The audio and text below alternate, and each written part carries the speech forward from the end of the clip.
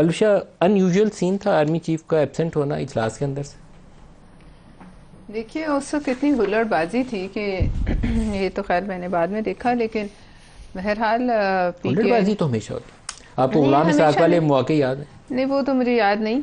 उस वक़्त मेरी इतनी समझ वो नहीं थी लेकिन मुझे वो याद है जो मैंने देखे हैं। और ऐसे बहुत से हमें याद है मौक़े जब हम ऑपोज़िशन में भी, जब दूसरे भी जो हैं वो करते थे तकरीर, तो हम खामोशी से बैठ के सुन लेते थे, क्योंकि एक ऐसा मौका है, एक तकरीर है 30-40 मिनट की और उसमें एक डायरेक्शन है।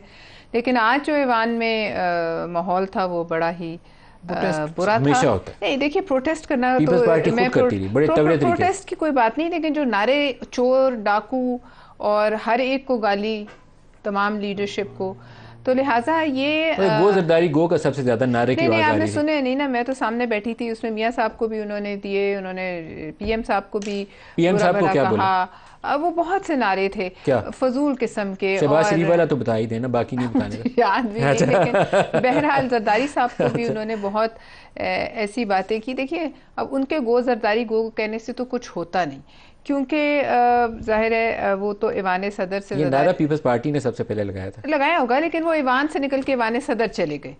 ठीक है, तो वो तो वहां वेंट हो गए, और जो ये नारे मार रहे थे वो तो गो वेंट गॉन हो गए। तो लिहाजा उन्हें खुद सोचना चाहिए कि वो क्या कर रहे हैं। लेकिन देखिए, आर्मी जो की क़यादत क्यों नहीं थी, असल सवाल देखिए, पीछे रह पहले गया। तो कल ये बड़ा एक जो रिपोर्ट हो रहा था, आता हूँ, लेकिन आर्मी की क़यादत क्यों नहीं थी? Any reason? इस बात का मुझे मैंने देखा भी बाद में, मेरी बाद में मुझे पता चला कि नहीं।